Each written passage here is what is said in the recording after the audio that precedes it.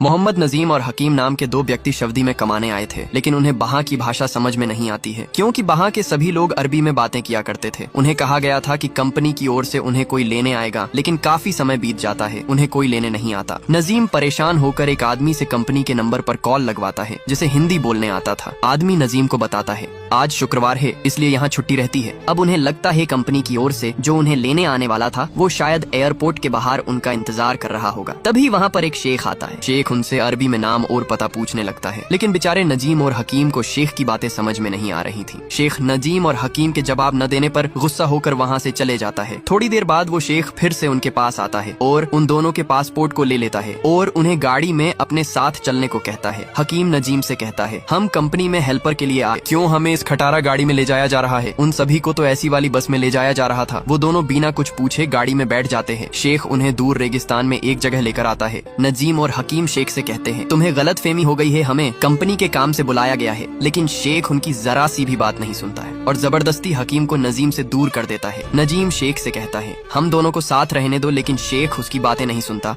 और जबरदस्ती कोड़े से उसे मारने लगता है। हकीम बेचारा रोते हुए बहुत रिक्वेस्ट करता है मुझे मेरे दोस्त से दूर मत करो, लेकिन हरामी शेख उसकी एक बात भी नहीं सुनता और नजीम को गाड़ी में बैठाकर हकीम से दूर रेगिस्तान में लेकर आता है। नजीम रेगिस्तान में चलती हवाओं को देखकर बहुत डरता है। शेख नजीम को किसी और को सौंप के वहाँ से चले जाता है। नजीम बूढ़े आदमी से कहता है ये कौन सी जगह है? बूढ़ा आदमी उसे बंगाली में कुछ कहने लगता है, लेकिन नजीम को उसकी कोई भी बातें समझ में नहीं आती हैं। नजीम रेगिस्तान में चलती हवा को देखकर शेख के तंबू में आकर सो जाता है, लेकिन शेख उसे लात मारकर तंबू से बाहर निकाल देता है। नजीम अपनी बीबी के हाथों से बने अचार को सूंघते हुए अपनी पुरानी बातें याद करने लगता है। शेख नजीम को लात मारकर तंबू से बाहर निकाल देता है। नजीम बेचारा अपनी बीबी के हाथों से बनी अचार को सूंघते हुए पुरानी बातें याद करने लगता है, जहाँ वो नदी से रेत निकालने का काम किया करता था। कोई उसे बताता है कि सऊदी में काम करने के बहुत पैसे मिलते हैं। नजीम अपनी बीबी का गहना गिरवी रख के बहुत से पैसे दलाल को देता है। नजीम गरीब होने के साथ साथ वो अपनी बीबी से बहुत प्यार किया करता था। नजीम नींद से जागता है और वो बहुत सी भेड़ को देखते देखते बूढ़े आदमी के पास आता है। बूढ़ा आदमी उसे तमिल में कहता है इस दूध को शेख के पास ले जाओ, लेकिन नजीम को उसकी बातें समझ में नहीं आती हैं और वो दूध को पीने लगता है। बूढ़ा आदमी दूध को उससे छीन लेता है और इशारे से कहता है इस दूध को शेख के पास ले जाओ। नजीम दूध शेख को देता है। शेख जंगलियों की तरह पूरा दूध पी लेता है और नजीम को और दूध लाने को कहता है। बेचारे नजीम को शेख की कोई भी बातें समझ में नहीं आ रही थी। शेख उसे डांट कर भगाने लगता है। नजीम शेख का पैर पकड़कर कहता है मेरे पास जो भी था वो मैं बेच कर आया हूँ, मैं यहाँ से जाना चाहता हूँ। शेख जबरदस्ती उसे पकड़कर बाहर भेड़ के पास फेंक देता है। नजीम शेख का पैर पकड़कर कहता है मेरे पास जो भी था